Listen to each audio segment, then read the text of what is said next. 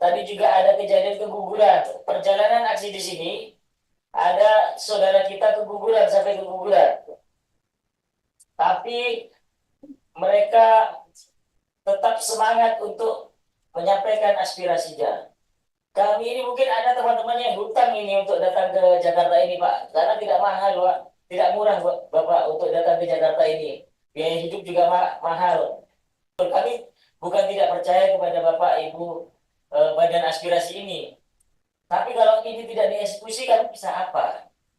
Apa perlu kita mengadakan aksi yang lebih besar lagi? Izin, Ibu. Mohon izin sedikit saja. Kami ini berada di sini, ini mewakili teman-teman kami. Kami belum merasa mendapat jawaban dari ini semua. Kami ingin menitipkan pesan kepada Bapak Ade Rosyade sebagai mungkin salah satu yang dekat dengan Pak Presiden. Pak Presiden pernah berjanji dalam kampanyenya akan mensejahterakan honorer. Jadi kami di sini juga salah satunya melalui Bapak ini menyampaikan menagih janji Pak Presiden Prabowo tentang akan mensejahterakan honorer. Di sini kami ini honorer sudah menunggu Bapak. Kemudian kami juga menunggu kejelasan kapan Bapak di sini kami ini akan eh, dia akan menjadi penuh waktu. Kalaupun harus ada pertemuan kembali, kami harus hadir menyampaikan langsung karena kami khawatir permasalahan-permasalahan yang ada di kami tidak tersampaikan dengan baik, Bu. Dan yang menjadi harapan-harapan dari teman-teman se-Indonesia ini tidak tersampaikan juga. Begitu. Jadi kami ini juga diombang-ambing, Ibu, aksi ini. Keluarlah surat bahwasanya RDP terjadi di tanggal 4. Setelah itu menjelang aksi damai kami, keluarlah surat bahwasanya RDP itu ditunda dengan alasan yang tidak jelas. Tidak ada alasannya sama sekali, hanya ditunda dengan waktu yang belum ditentukan. Teman-teman seluruh Indonesia ini sudah membeli tiket yang dari Aceh 5 juta PP, ada yang 8 juta. Ini honorer itu.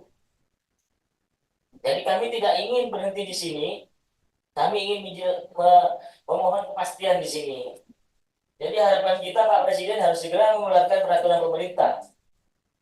Kepres bahwasanya penyelesaian P3K R2 dan yang status R2 dan R3 itu harus diangkat menjadi penuh waktu.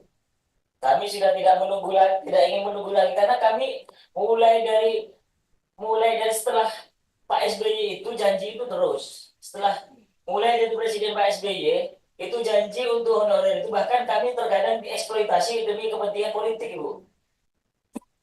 Nanti kalau kami ini terpilih akan kami angkat. Kami terkesan dieksploitasi gitu. Kami diambil untuk kepentingan saja.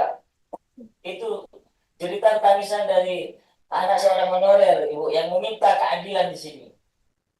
Jadi kalau hanya kami ini diterima saja aspirasinya, kemudian kami ini tidak, kami ingin diagendakan yang pasti kapan kita bisa bertemu dalam forum yang lebih lengkap dengan ada pemerintah, agar pemerintah bisa tahu bahwasannya kami ini menunggu kepastian itu, bukan hanya ditampung saja aspirasinya tanpa adanya eksekusi.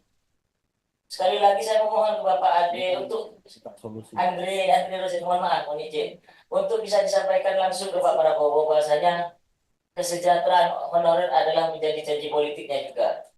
Dan kami masih ingat karena ini belum 100 hari kerja Pak Prabowo, makanya kami ingat ini janjinya yaitu mensejahterakan honorer, kemudian harus ada kesejahteraan dari honorer, ditambah penghasilannya dan semacamnya. Kami belum itu, Pak, belum sampai ke situ.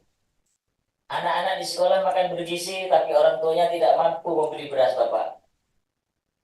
Anak-anak diberi susu, tapi orang tuanya harus bingung untuk membeli kebutuhan-kebutuhan sehari-hari.